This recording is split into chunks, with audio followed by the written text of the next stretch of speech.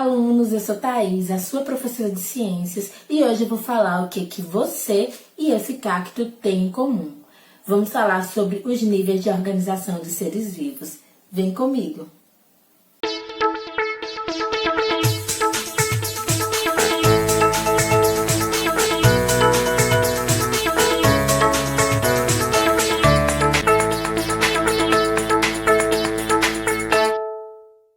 E se fôssemos dar um conceito definido, dizer o que é vida, não iríamos chegar a uma conclusão mais precisa dessa palavra. Até hoje não se tem um conceito que melhor defina a palavra vida. Mas nós podemos observar os seres vivos e dizer o que eles têm em comum, né? Então a biologia, a ciência, ela tá aí para nos mostrar o que os seres vivos têm em comum, desde as suas estruturas mais simples até a mais complexa. E desse modo, eu tracei aqui um esquema, se vocês pudessem desenhar ou então tirar um print, ia ser interessante para que vocês possam acompanhar melhor a aula e também fixar o conteúdo. E nesse esquema eu trago a organização de seres vivos desde dos constituintes mais simples, né? Desde o micro até o macro, tá? Então, inicialmente eu trago aqui o átomo, que o átomo, gente, é a menor partícula da matéria. Tudo que ocupa lugar no espaço, né? Ou seja, a matéria, que é aquilo que ocupa um lugar no espaço, ela é formada por átomos. Lá na química, vocês vão estudar no ensino médio, vocês vão conhecer uma diversidade de átomos, né? Que é oxigênio, enxofre, ferro, carbono, uma infinidade de átomos. E os átomos, quando se unem, eles formam moléculas.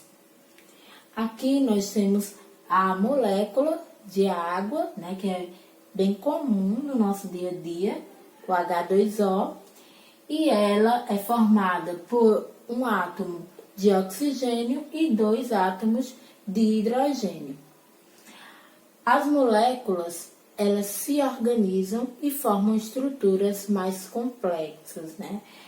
Como macromoléculas, como por exemplo o DNA, o RNA, que nós conhecemos lá na aula de células, que se você não assistiu, você pode assistir no link que eu vou deixar aí abaixo no vídeo, tá? Então, essas macromoléculas, elas vão se organizarem, né? Formando estruturas como o ribossomo, por exemplo, que para alguns autores é considerado como uma organela e outros autores não consideram, tá? Então, o ribossomo, que vai ser importantíssimo para a produção de proteína, né, é uma estrutura mais complexa formada por moléculas. Então, essas estruturas celulares, como o ribossomo, por exemplo, se organizam e formam células. As células, elas podem ser procariontes ou eucariontes. Procariontes são aquelas que não têm organização nuclear, não tem núcleo organizado, como eu já expliquei lá na aula de células, e eucarionte, eles têm núcleo organizado, tá? Então, os seres também podem ser classificados em relação à quantidade de células como unicelular e pluricelular, ou multicelular, que é a mesma coisa de pluricelular. Gente, a teoria celular diz que todos os seres vivos têm que ter célula, que a célula é a unidade básica da vida.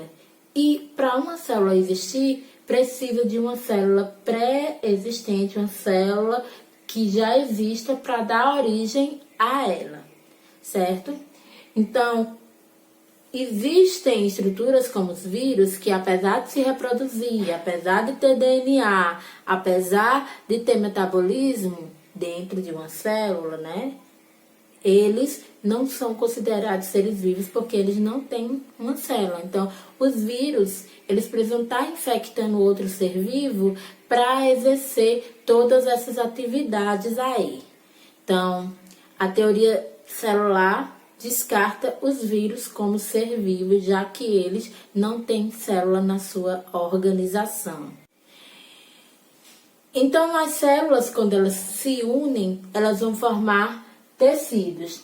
E tecido é a união de células com funções específicas, tá? Então, nós vamos ter tecido conjuntivo, tecido muscular, tecido nervoso, né? Uma infinidade de tecidos aí se organizando e formando órgãos. Que órgãos são estruturas mais complexas formadas por tecidos que vão ter funções específicas. Aqui eu tenho o fêmur, por exemplo, que é o maior osso de um ser humano.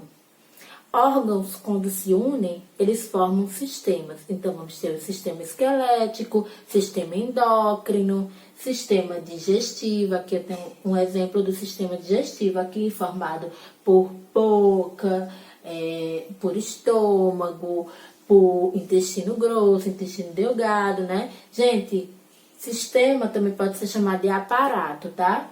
Então, esses órgãos vão formar sistemas ou aparatos que vão ter funções, como, por exemplo, o sistema digestivo. Vai servir para quê? Para digerir os alimentos, né? Uma das funções. Os órgãos, quando se unem, formando sistemas, eles vão dar origem a organismos mais complexos, como eu, como você, né? Como o cacto, que eu mostrei logo no início do vídeo. Esse cacto tem o que em comum entre a gente? Ele tem célula, ele tem átomos, ele tem órgãos, as raízes, por exemplo, são órgãos, né? Então, tem uma infinidade de características que, comparando com a gente, poderíamos dizer que eles são muito parecidos com a gente. Também tem características que divergem, né? O tipo de célula, por exemplo, a célula dele é uma célula vegetal, né? Que a gente lá na aula de célula, nós já vimos a diferença entre célula vegetal e célula animal, né? Então, nossa célula é célula animal. Então, gente, observando os seres vivos, a gente pode dizer que eles têm semelhanças que fazem com que eles sejam muito próximos e, ao mesmo tempo, tem algumas diferenças que fazem com que eles sejam mais distantes, né? Como, por exemplo, as bactérias, elas têm célula como a gente? Tem. Como o cacto? Tem. Mas elas não têm tecidos, tá? Então, a gente vai observar que entre os seres vivos existem estruturas que são semelhantes entre eles e estruturas mais diferentes, né? Que tornam alguns indivíduos mais complexos do que outros, certo?